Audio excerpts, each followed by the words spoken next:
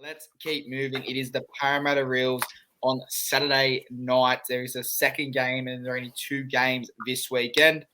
Take away the squad.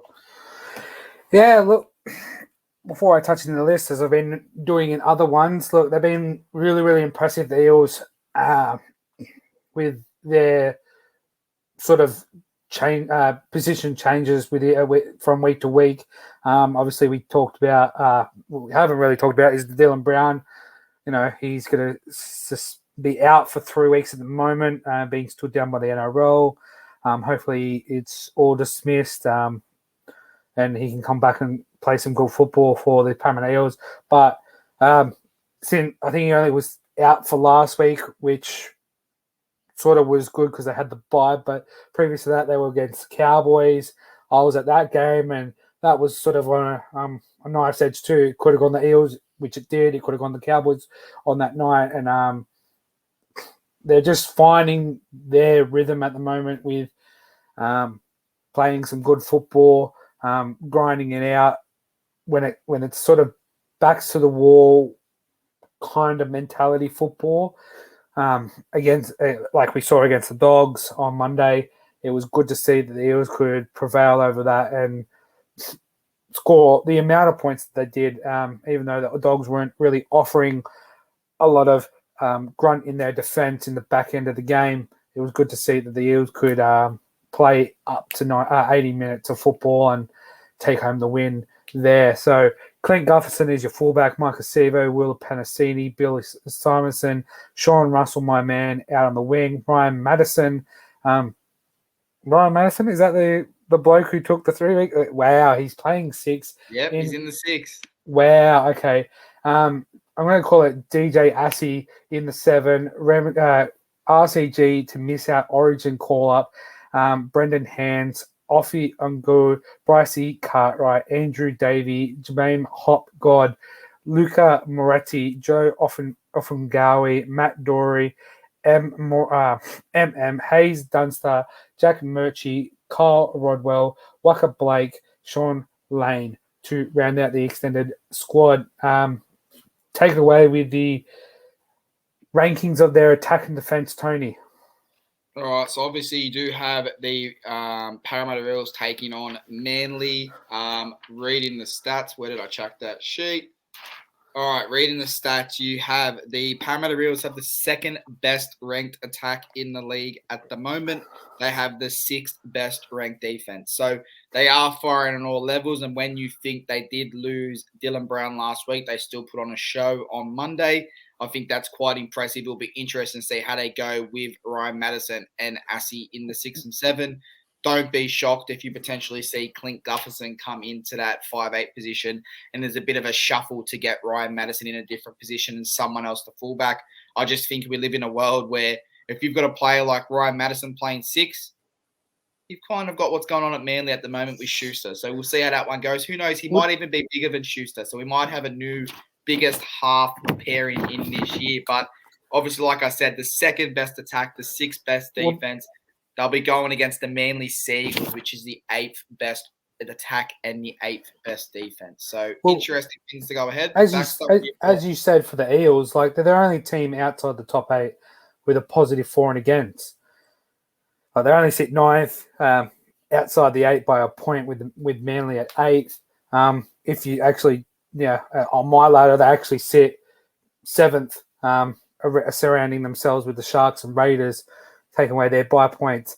But it's good to see that when Para on, not Penrith, but when Para on, they're on and they're showing it on the scoreboard. And hopefully by the end of the season, they are playing top half finals football. Yeah, 100%. And obviously, keep in mind, like I said, there is no Mitchell Moses, there is no Junior Barlow, there is no Dylan Brown. But let's jump into their opponents and have a quick look at this. It is the Manly Seagulls. There is no DCE, there is no Turbo. You've got KO Weeks, Jason Saab, Kula, Ruben Garrick, Christian Turbulatu, Josh Schuster, and Jake Arthur could come back to Parramatta. Tanila Paseka, Lachlan Croker, Mr. Sipley, Hemu Olakwatu, Samela Fainu, Sean Kepi, and Carl Lawton, Josh Alloway, Ethan Bullimore, and Ben Condon round at the bench. You've got Aaron Woods in the 18th man position with Raymond Vega, Morgan Harper, Gordon Chenkamton, and Zach Fulton in the 22-man jersey. So both sides are missing key players. Both sides are missing their number 7. I guess the benefit here, if you want to call it a benefit, Jake Arthur knows Parramatta's playbook. He should know that playbook back at the front. He should know what's going on. He can give a few tips. How are they going to steady the ship? I don't know, but I could ask the same question about Manly. However, they were very impressive against the Dolphins last week. So, Baxter, I'll go first on this one. I am quite shocked at the odds coming into this game with both their pairings, half pairings out. You got the Eels at $1.55.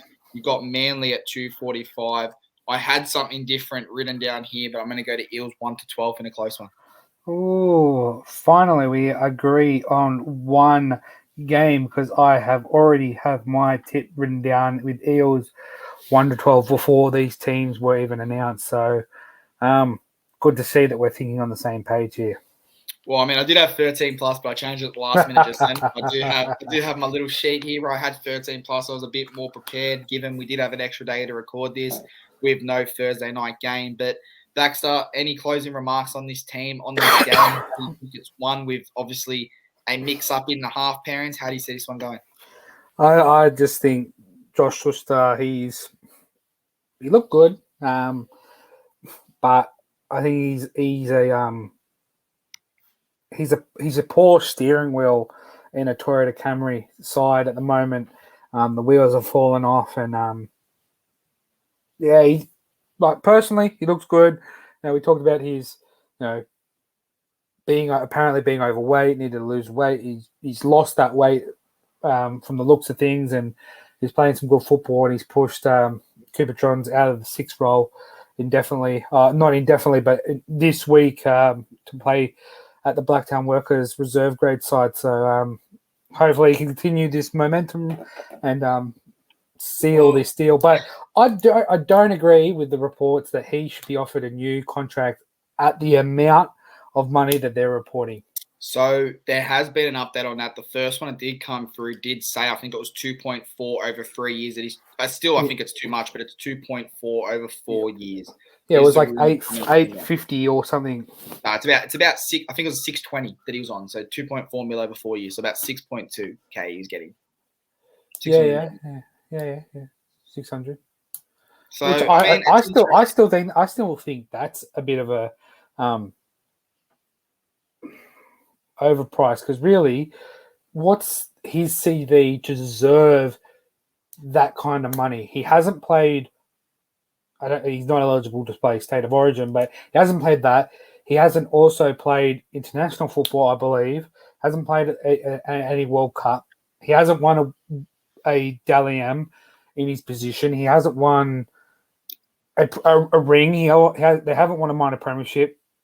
So where really does he deserve that kind of amount of money that he's on? Like, understandably, if he was like in and out of the Origin squad, on the fringe of, making the starting squad for Australia or something like that, you could say, okay, maybe, but